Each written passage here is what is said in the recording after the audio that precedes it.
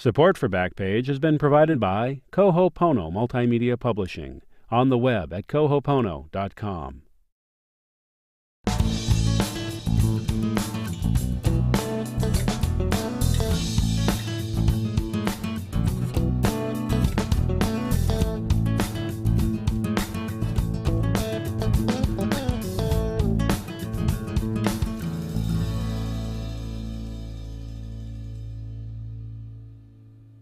Hello and welcome again to Backpage. I'm Jody C. and today we're visiting with Anna Brentwood about her book, and it's a novel called The Songbird with the Sapphire Eyes. It looks like this, so welcome to the show. Thank you, Jody. You know, there's a genesis for every story, and that's always the most interesting thing. So, how did this happen? How did this book come into being? This book came into being in a very strange manner through a series of dreams that I actually had that were so realistic. Yeah. That I thought they were a past life memory. Oh, okay. And, now see, that's interesting, you know? When people sit up and break out in a sweat in the middle of the night and sit up and go, you know, Hannah Glidden. So, anyway, go ahead. Yeah, well, I did that actually. Yeah. It so shocked me. The first dream, it was you know, I got scared because I looked in a mirror in the dream and didn't see me, even though I thought it was me dreaming. I saw a woman's face that kind of had hair like Jean Harlow and wasn't Jean Harlow, but looked like that style. And it shocked me awake, and I actually went back to sleep and dreamt more. And I ended up spending actually some time at the library at UC Irvine researching old microfiche to see if I could find a Hannah Glidden. And but of course I really wasn't sure exactly of the year or, you know, some of the details, and there's so much microfiche. I eventually didn't have time to keep pursuing it, but I did find a Johnny Gallo that had robbed a train way back in that time era. So this novel takes place in the early 1900s during Prohibition days, and the heroine of the story is a young woman named Hannah Glidden who leaves farm life in Kansas. Yes, rural Kansas. And she makes her way to Kansas City and gets involved in speakeasy life and kind of flapper stuff. Right? Yes, exactly. Have I got it so far? Yes, you've got it. But she falls in love with a gangster. So, anyway, go ahead. Well, the funny thing is, because this started as a dream, it seems so far-fetched to me that a young girl from Kansas, first of all, I didn't know. I had never been to Kansas or really read much about it, but Kansas City, Missouri was Sin City in those days. And it was actually pretty much run by a man named Tom Pendergrast, who was considered, he wasn't really the mafia because the mafia wasn't organized yet, but he was pretty much the personification of a mob boss. Yeah. And he ran cabarets, which originated actually in Kansas City, Missouri. And so it was amazing when my dream kind of colluded with reality, and I found out chillingly that I was really on target with the dream. And I would have never thought that Hannah Glidden would meet a New York gangster from Brooklyn, New York, in Kansas City, but it was actually feasible because at that time the organized crime knew that Prohibition was coming in and they were trying to organize truck routes throughout the United States. So it actually was feasible. Well, you know, in Eureka Springs, Arkansas, there is a hotel called the Crescent Hotel. And it was built during that time, and the mob bosses from Chicago would vacation at this hotel. My grandmother, she always loved stuff like this. She loved, you know, getting the backstory and the smut and the gossip. But they would come down and vacation there at the Crescent Hotel, and because it was real close to the Lake of the Ozarks, which was beautiful. It's a beautiful place. So it's not inconceivable that the mob would show up in Kansas City, you know, to me. Right. But anyway, so Hannah Glidden was your own creation, your subconscious creation anyway, but Johnny Gallo was a real dude, right? Well, I don't know if he was the way I portrayed him because, you know, I pretty much followed what felt right to me, you know, in the story. And I really, other than a newspaper clipping about a person with that name being arrested at that time, I really didn't have much to go on beyond that, realistically. So I went with what, you know, felt right to me gut-wise for Johnny Gallo. So how long did it take you to put this book together? That's a good question. Initially, my first draft was 360,000 words and wow. took me 3 years. Yeah. And then I started to query out to agents and publishers, and that took like another year and a half or whatever. Yeah. And I started getting the critiques back and things. And I actually started to learn more about the craft of writing, because I was pretty cocky because I had worked in publishing in a different vein through my life as a graphic artist, and then as I was a director of publications at Chapman University many years ago and directed their publications department. So I thought I knew it all, and then I said to my husband, give me 3 years, I'll write a New York Times bestseller, and then every year I could write a novel. Well, it's 20 years later, you know, and this is finally coming to fruition for me, but it's been a very interesting journey. I mean, through that journey, I've probably rewritten this book about 4 times. Yeah. And learned a lot along the way. You know, I had agencies that kept me, that wanted me to hold off on doing anything and were considering me. And then you know, and the whole time thing is so long with everything. It was taking years.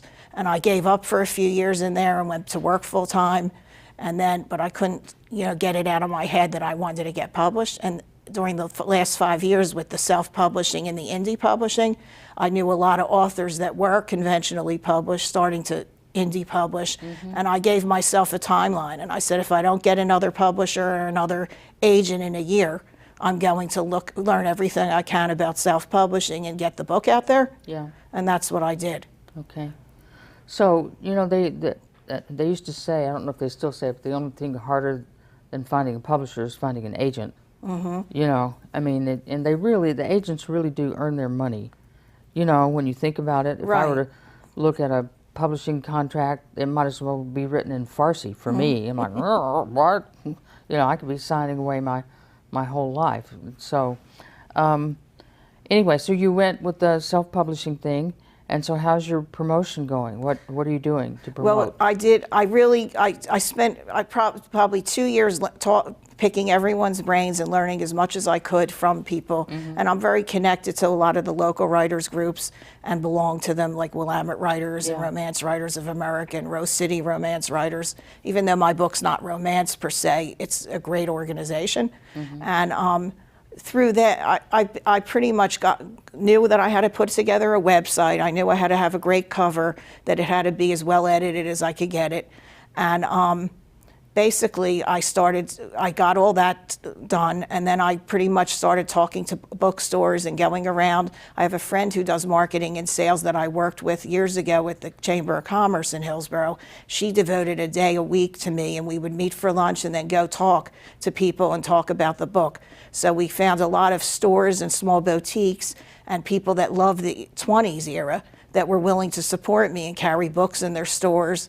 So since September, when I actually launched this, I've been working pretty much tirelessly promoting, not only doing guest blogs, which, you know, people are really, other authors helping authors is wonderful with this new independent publishing. Yeah. And it's great because it's kind of changed the mindset where a lot of people were very snobby and secretive years ago in writing. And now it's like, I mean, your success doesn't hurt my success. Right. And if we help each other, it's best for all of us. All the better, yeah. Yeah, so it's a whole new, you know, world now with publishing in that respect.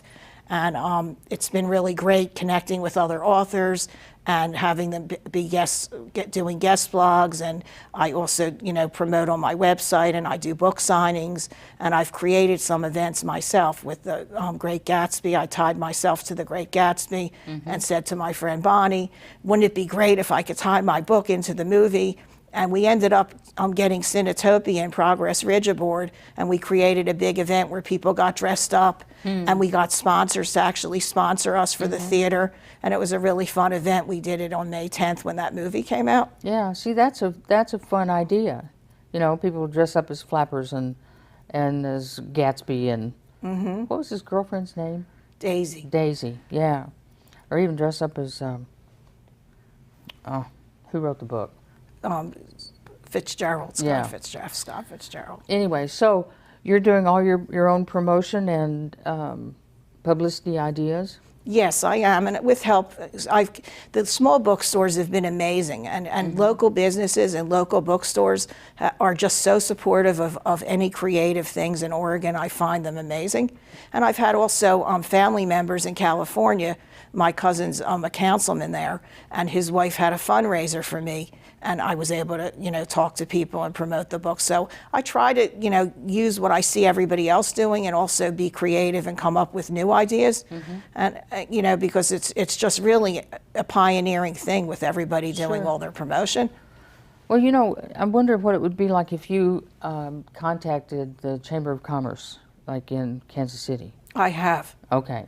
And what'd they say? Actually, I have an interesting story to tell you. Way back when I was doing this book and I thought it was a dream in a past life, I had a map in my head of the town where she grew up, but I didn't know which town it was, and I felt on a map which area I thought it was, and I wrote to, I just sent a blank letter to like all the Chamber of Commerce's and the historical societies and the newspapers saying that I know somebody that grew up in a town that looked like this and it had a one-room schoolhouse, and I sent them a map.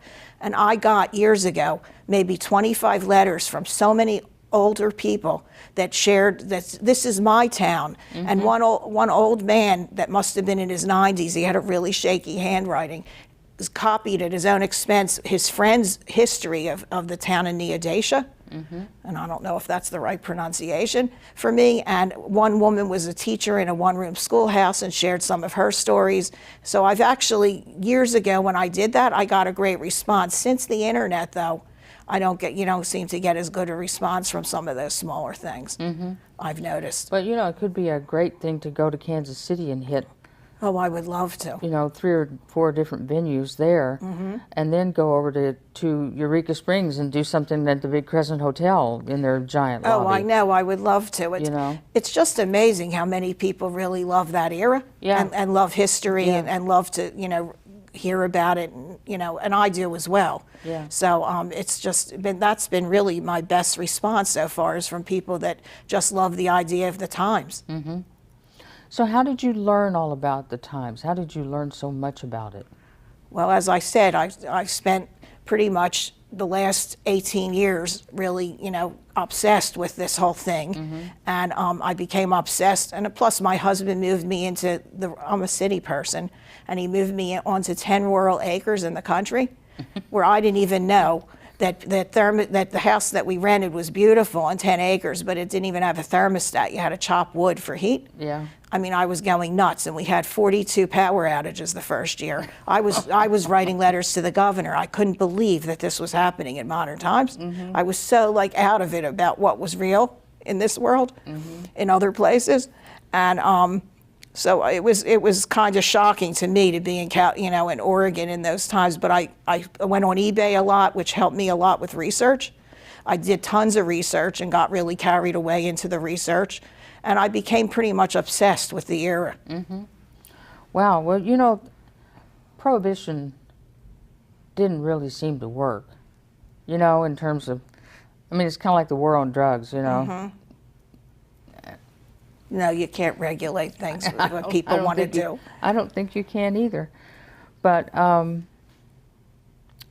Hannah Glidden, there was a true love in her life, a guy named Ray, but that didn't work out. He was, I was kind of, when they got back together, I thought, well, maybe this is going to work. But he couldn't give up his desire for security in the farm, and actually married Hannah's mother. So that made it even more icky and complicated.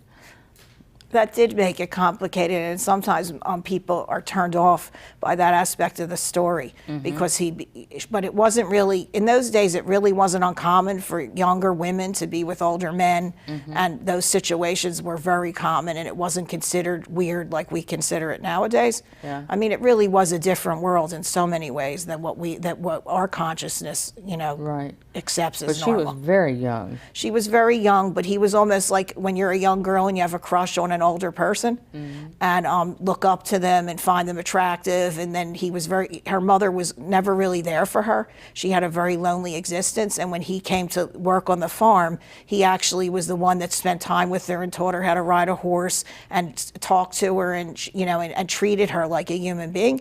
Whereas her mother really pretty much was busy with the farm and overwhelmed with her life and was very religious and had no patience. And so she grew to love him, like a young person does to somebody that actually, sees them. And when the mother in his marriage was really a marriage of convenience because it was during World War I and they were drafting men of his age. So they were not romantically involved. It was just a practical relationship so that he could stay and work on the farm. Right. And he wanted the farm, you know? I mean, he wanted that kind of security. And the good part about him is that he fessed up to that. I mean, he was actually owned it, later on in the story. I mean, he really said, this is why I stay in that marriage. So if you're just tuning in, I'm visiting with Anna Brentwood about her book, her novel, The Songbird with the Sapphire Eyes.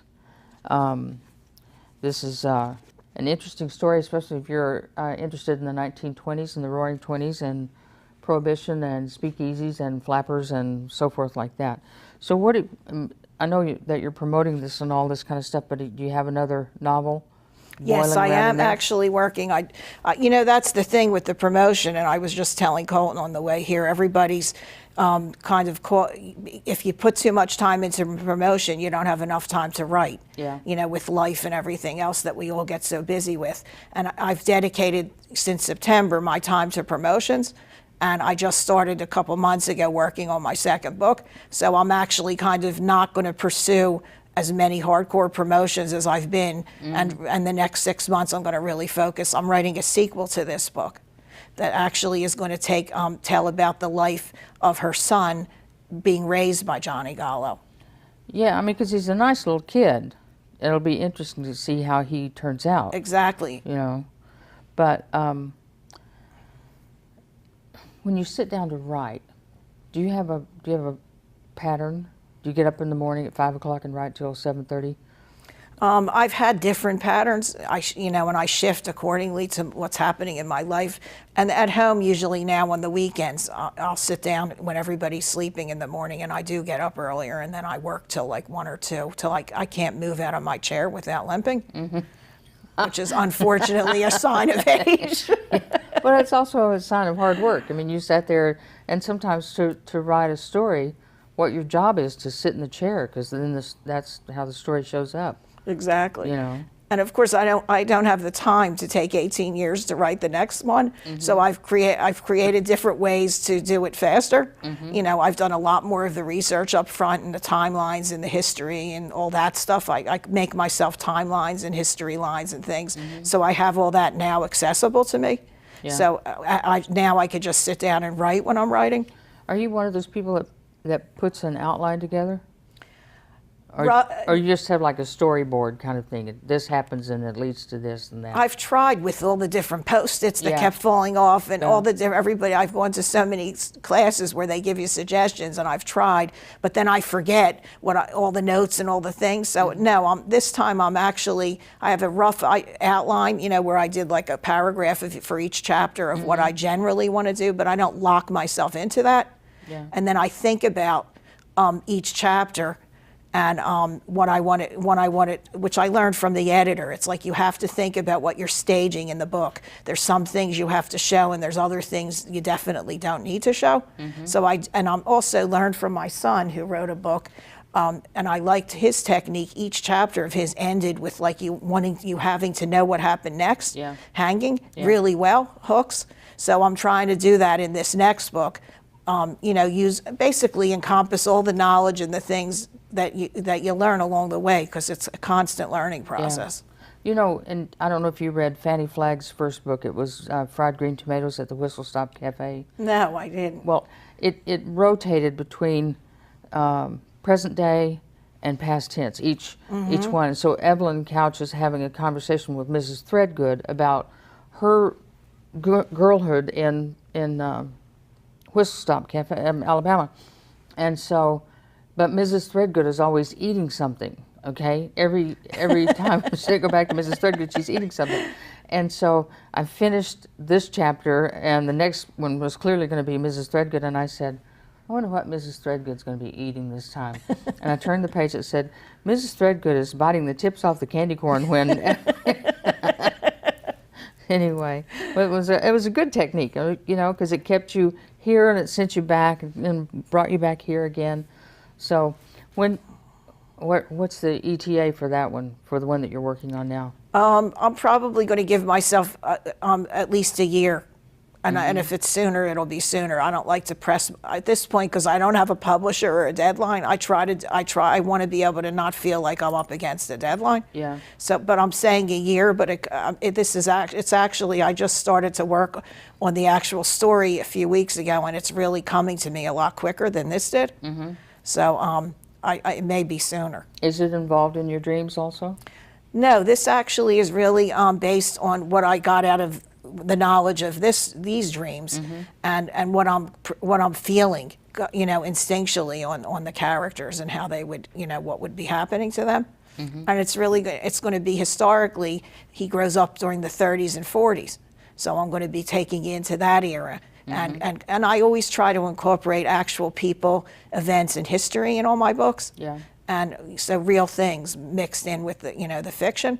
So I'm excited about learning more about those eras too. So you'll have to include things like the Depression and the WPA and definitely. Yeah, the CCC and all those different agencies that were created to help put people back to work and. Exactly, and all the different things that I love that. I love immersing myself. I always joke and say that I'm a method writer because I pretty much live the era for a while in my head, and I do that very much so. If you saw my office, you would see that it was, you would think you were back in the 1920s. And of course, I'd need a bigger house to do each era that I'm going to be doing. Right. She's up to the 1950s now. Exactly. Look at this waffle iron. Anyway, if you're just tuning in, I'm Jody C. and this program is Back Page. We're visiting with Anna Brentwood about her book, The Songbird with the Sapphire Eyes.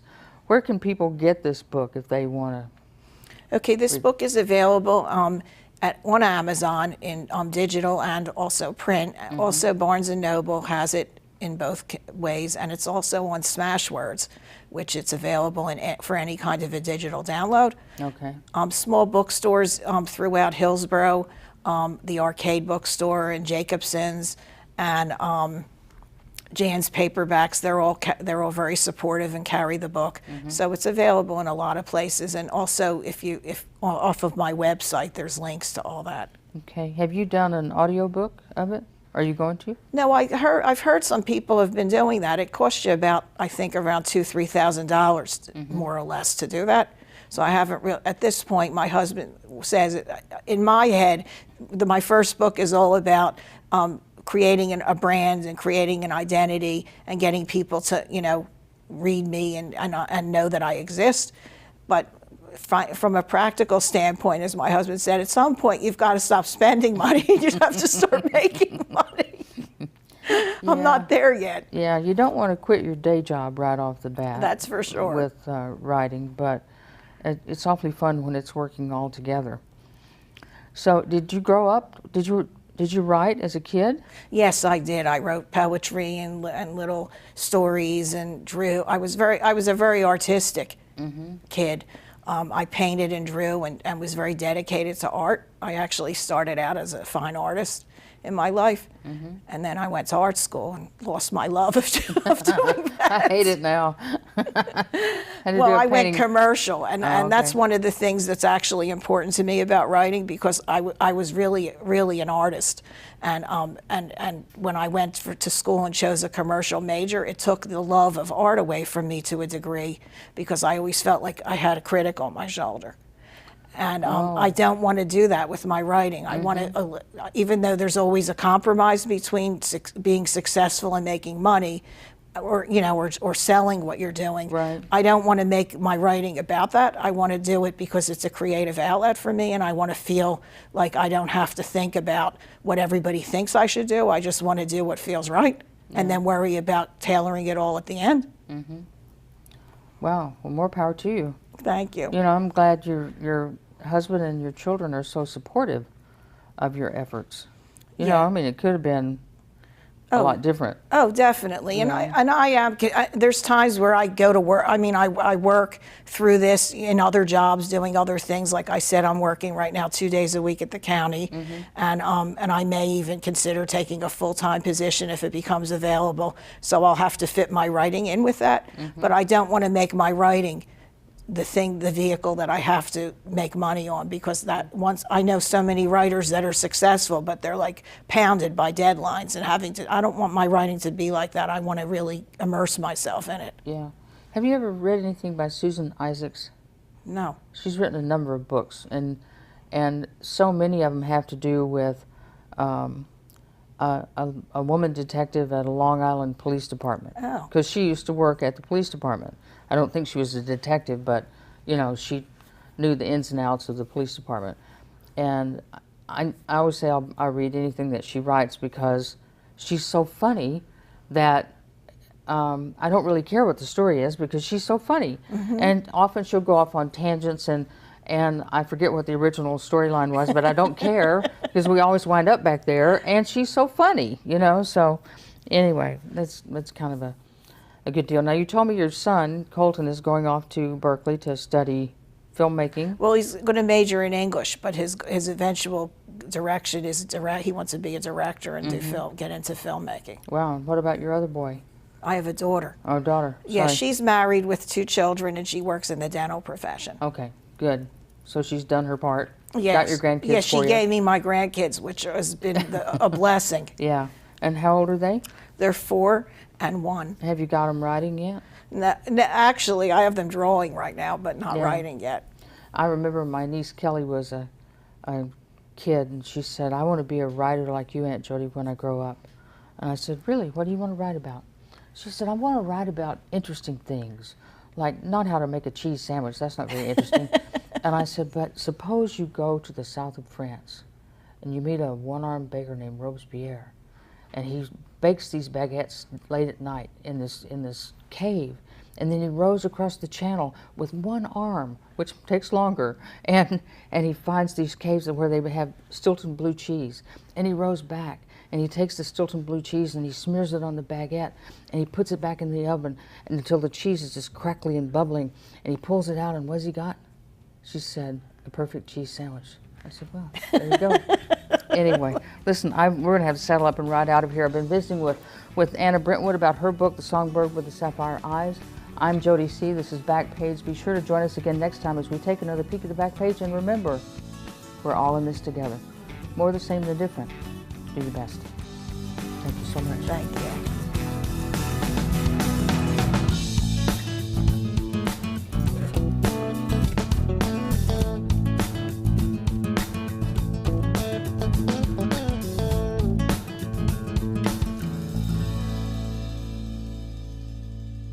Support for Backpage has been provided by Cohopono Multimedia Publishing, on the web at cohopono.com.